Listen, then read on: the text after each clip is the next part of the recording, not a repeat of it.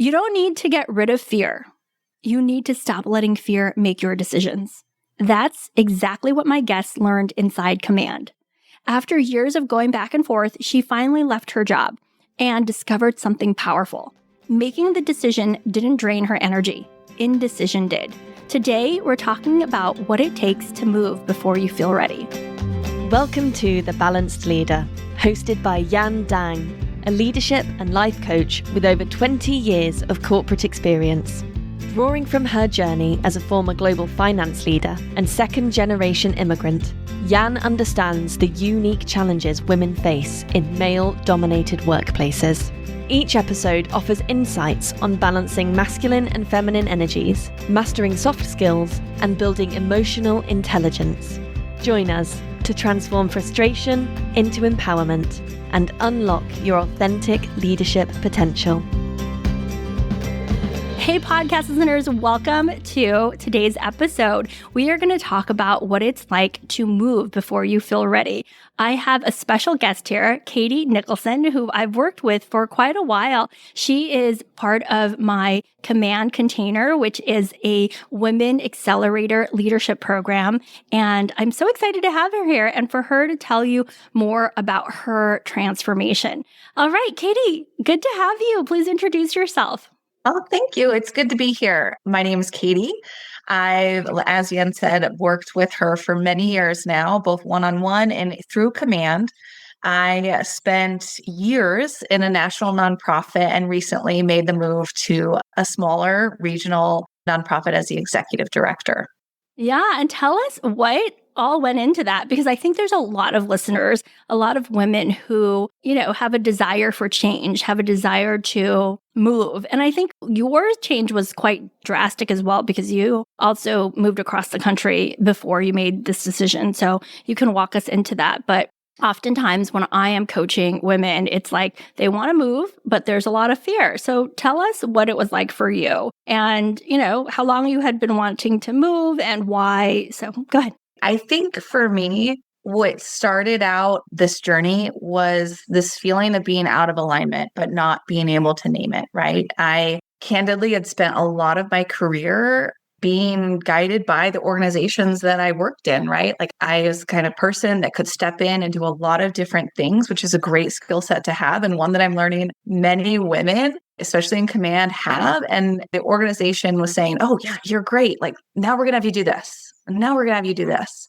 But when we started to working together, because I felt out of alignment, it was only in that moment that I realized, oh, wait, someone else is driving my career trajectory. I'm not taking the reins. I'm not taking ownership, which is why I started to feel so out of alignment, so far off from where I thought I wanted to be.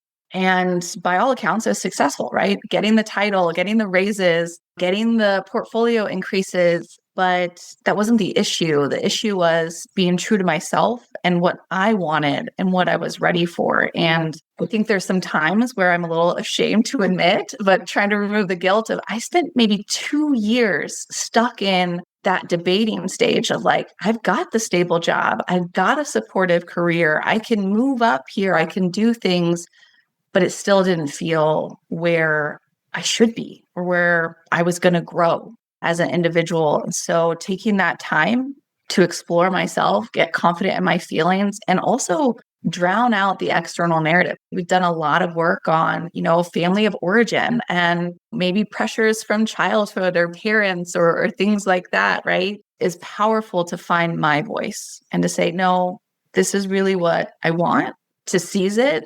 And the minute I made that distinctive choice to say, no, I'm going to leave, I'm going to take the leap, everything started falling into place. It just took me to make that shift in my head. And it's almost funny to think about how much energy, to your point, I expelled in that indecision. Every conversation with friends was, should I stay? Should I go? Every conversation with family was, should I stay? Should I go?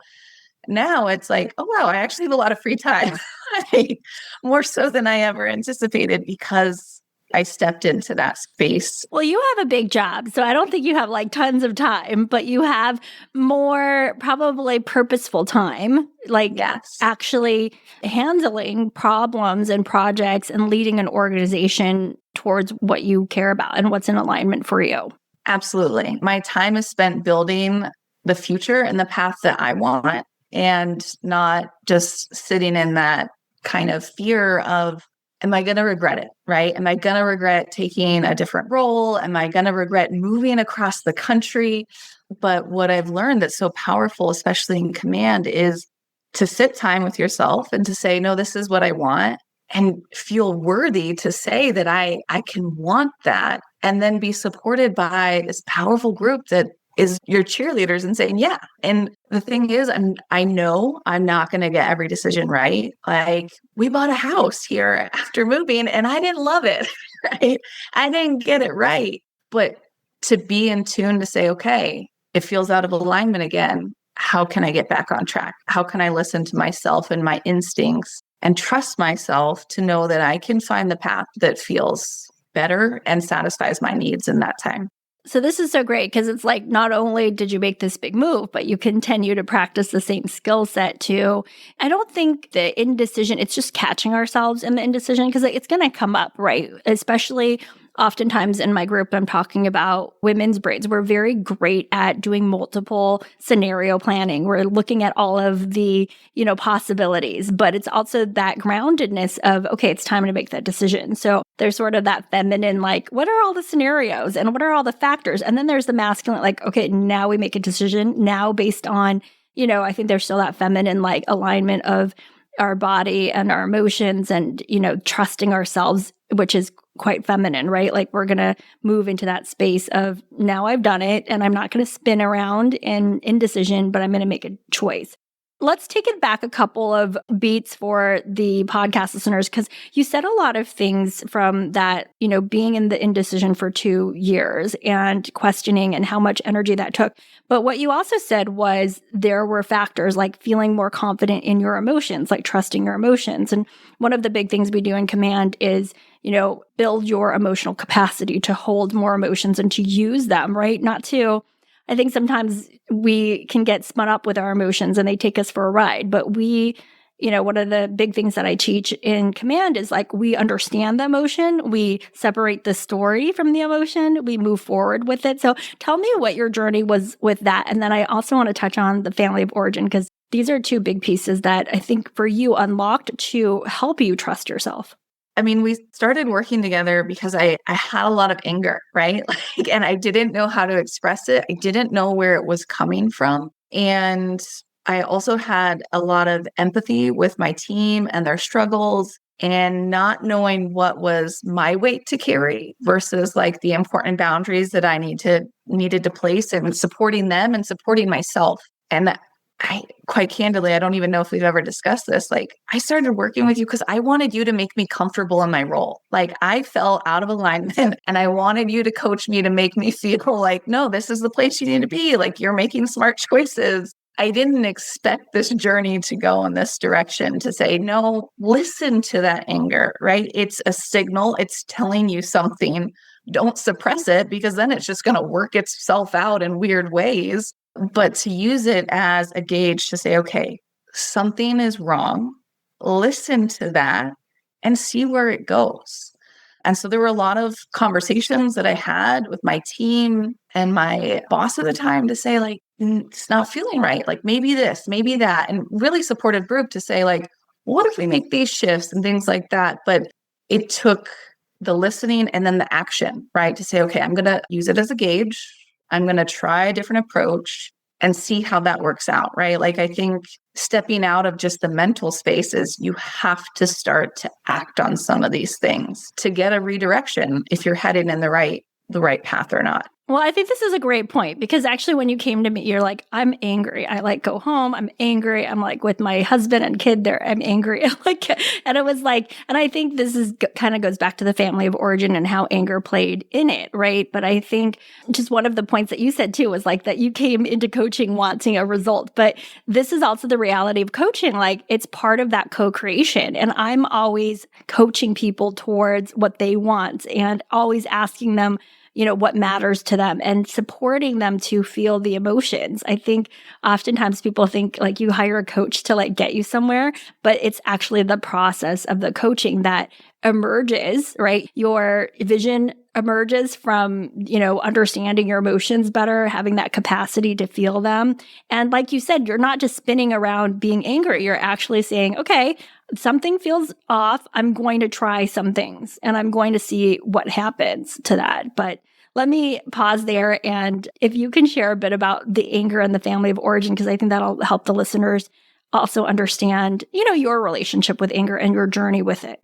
Yeah. One of our kind of first group sessions, we talked about masks and the different ones that, we carry and why, where they come from. And for me, it was really eye-opening to realize that I was stepping into this space of like the good girl, right? Doing what I was supposed to do, suppressing what I wanted, suppressing the things that were important to me. And I knew that I was doing that at work, right? Like taking on this role, taking on this new project, without ever questioning, just being like, yep, when do you need to buy? Like, I need to, put in double the time. I'm going to do that. Right. Instead of saying, okay, how do I still meet my needs and say that I don't want to do that thing?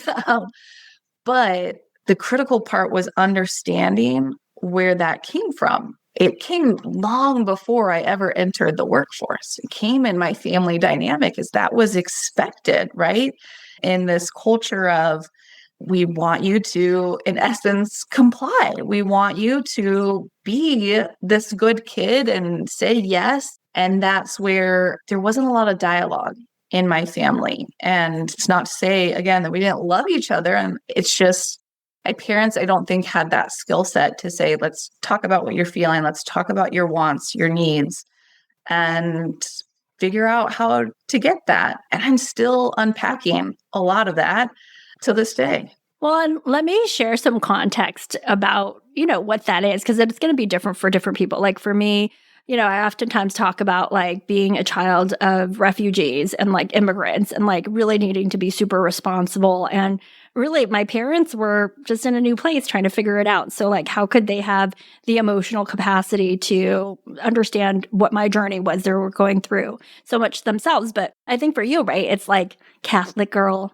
dad who's in law enforcement, right? Middle child. There are some of these themes of like, how do I survive this childhood? What do I learn in the system to move forward? I think that's right. Like, I mean, we've talked a lot about like my Christian upbringing and how that factored in. But even if I think about my parents' origin story, right? Like my mom grew up on a farm and education was not a thing. Career was not a thing. She tried to go to college and my grandpa drove out and took her home. He said, no, you belong here. So I think about that, right? She learned as well to comply and to do those things. And I'm proud to say now she's going back to school towards the end of her career for her and finding that voice, right?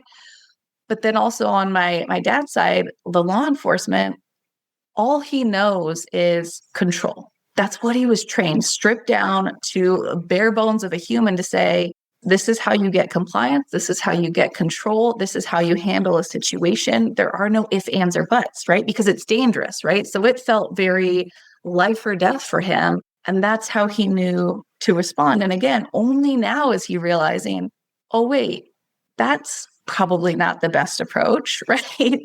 But it takes that realizing of where it came from, acknowledging it to be able to find a different way forward. Yeah. And so even with that context, right, you're in this work environment. And actually, some of these things have made you highly successful, right? Head down, get the job done, figure it out, control things that you can control, move forward, please authority, right? Comply with that. But at the same time, there were things that were out of alignment for you. How did you, because there's still that fear. And I think sometimes there's a misconception that people think you just decide and the fear goes away and you just move ahead. But what was that like for you to finally decide? What was the self-talk and what were your emotions? So when I finally decided to make the shift and apply for a job, right? A wave of insecurity followed, right? I had made the decision. I was going to rescue myself from this situation. I was going to stop being indecisive. I was going to take action. And then that wave hit me and I wasn't quite prepared for it. And we talked about it. And I asked you, I was like, I want to be unflappable. like, And you quickly reminded me that this is a human experience. Like, we're going to have that fear. We can't expect to make choices and that fear just dissolve. It's what we do in that moment of pushing through that matters. And so there was a really powerful moment for me in command where I was going through the interview process and something came up in relation to, quite honestly, I think my age, something I can't change. And I was starting to talk to the people in the group, and my fear was felt and my insecurity was felt. And then you asked me a question. You said, well, what would you tell them if you could address it directly, right? Because they hadn't said it directly, I found out through the grapevine. But what would you tell them if you could address them and confront them on this topic? And it gave me an opportunity to talk about who I am and my strengths and what I've accomplished in such a short amount of time and the kind of person and leader that I am. And it was remarkable because the women provided me feedback and they said, Katy, you have to go back and watch the recording because you shifted in that moment. When you don't focus on the fear and you focus on your strengths, like, it's felt and it's visible and you can see it. And so it's acknowledging that that fear still exists, but choosing to focus on the strengths and choosing to focus on what we can control. And ultimately, they might have decided that was a weakness that they couldn't overcome. But because we worked through in command and because I had this, essentially these cheerleaders pointing out my strengths, drowning out that insecurity, I think I showed my best self in that process. And I'm grateful at how it turned out because of that. Hey, podcast listeners, if you've been feeling like your ideas aren't landing the way they should, or you're working harder than necessary to be taken seriously, I want you to grab my free leadership brief. It's called 5 Subtle Ways High-Performing Women Undermine Their Authority. Because most women don't lose authority in big moments. They lose it in small signals, a softened sentence, waiting a little too long to speak, framing a strong idea like a question. And the thing is, you don't notice it while it's happening. Inside this brief, I break down exactly what those patterns look like, what the room hears, and what the room is actually reading, and how to shift them immediately. It's simple, and you can apply it right away. This is my proven strategy that has helped hundreds of women. You can download it using the link in the show notes. Now back to the show. Well, how did it feel for you to get the feedback from the women and to know that there are all these women in your corner? I got emotional about it. And I feel like I'm still getting emotional to this day because I feel like when I started command and seeing the people in the room that I was like surrounded by, I was like, I don't belong here. I have nothing to contribute to this group, right? But that moment in their comments, I felt so seen. And I felt like, oh no, I'm the only one holding myself back from belonging. I get to make that choice. I get to be in this room and I get to influence how people see me because it's based on how I see myself. Yeah, like at the end of the day, you're deciding.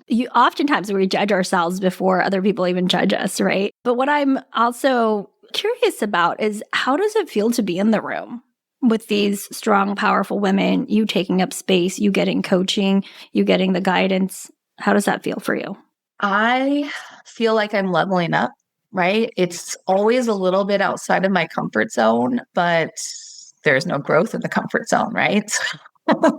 It's helpful for me to realize that I do have things to contribute and that my voice matters. And there was, I think, a week where maybe you were on vacation and one of the women in the cohort was like, I've got this thing. I need you all to like hop on and join. And there was a moment of doubt. I was like, I don't have anything to say. Like, she's a major, powerful player in this space. And I look up to her, but hopped on, listened, and was like, oh, I've dealt with something like that. In fact, I felt like I navigated it pretty well. Like maybe I could share some of my experiences. And I think that's the power of the group is we all have something to learn from each other because we all have our blind spots, right? And this group is an opportunity to shine a light on those, but like not in a negative way. And like, let's help each other. Let's learn from each other because we need each other to, shatter ceilings. So Yeah. And I think there's like a normalization as well, because you hear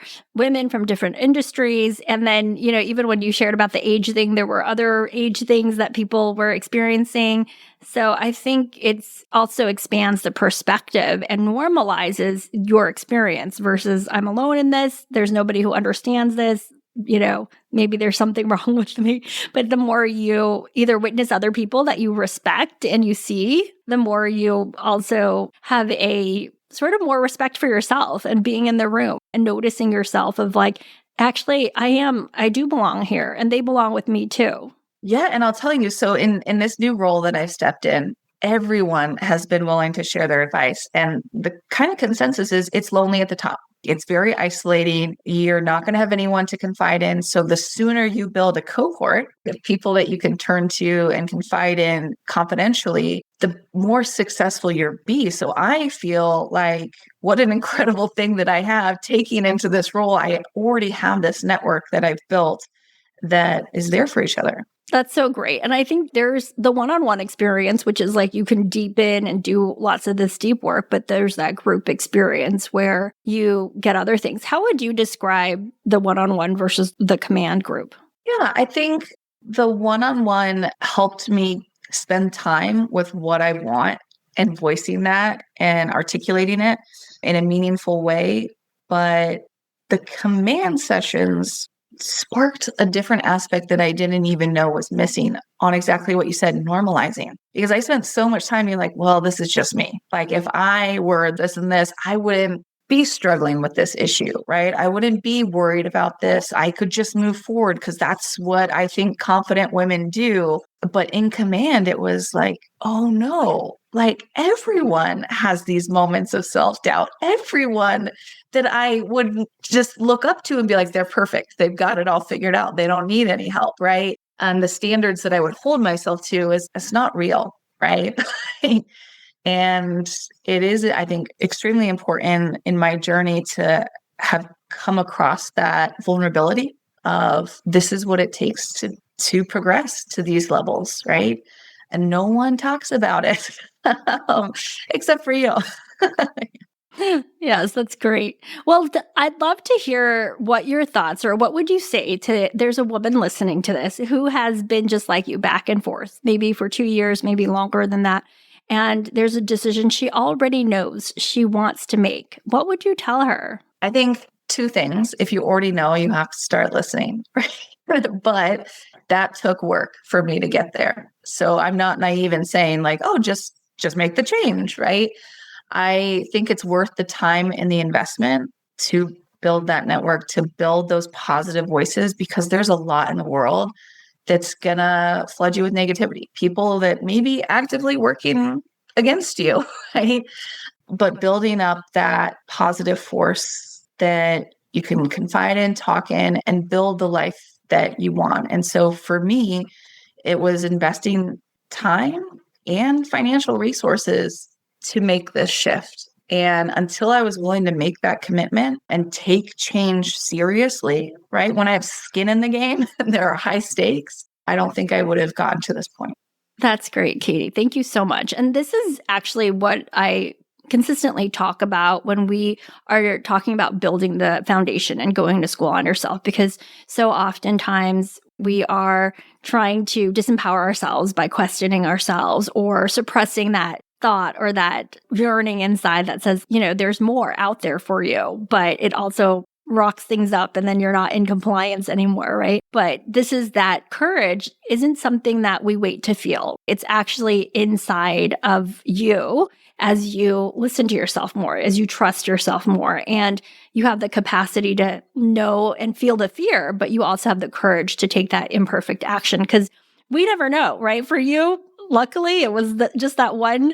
I think was it just one that you had applied for? Did you apply for multiple? It was the one. I also acknowledge that that's like not the same for everyone. And well, I will say like I dabbled, right? But this was the one where I saw it. My first instinct was to say, oh, it's been posted for a month. That's too long. No one's going to look at me now, right? But then I said, no, I'm perfect for this role. This is the perfect job for me. And I can do really good things here. And so I messaged the recruiter, something I probably would have never done in years prior, but to say, I'm going to take that bold action. I'm going to put myself out there because I know that this is a good fit for me. No one can tell me it's not. Well, I love this because it's like the compliant good girl rule follower is like, whatever, I'm still going to go for it, right? Like this is what you're creating as you, right, are more and more in command of yourself. And you're like, well, what's the worst that can happen? I just ask and let's see. And like you asked, and not only did you ask, I think it was like a fast track to an offer, and an offer, by the way, that you negotiated well for yourself, which is again, that self-trust and that foundation that you build. Absolutely. Yeah, that negotiation process was one that, again, didn't feel comfortable, but I knew that I needed to do it. We talked about it in one-on-one sessions and in command. And I can't tell you how much it meant to me that there was another command session that we had recently where someone was like, and I negotiated and I put down boundaries and it worked. Like, and so it's like, again, going back to that, we're learning from each other and supporting each other. And inspiring each other, right? I think that's a big thing too. I think there are other women in the group that are on the cusp of deciding for themselves what's next.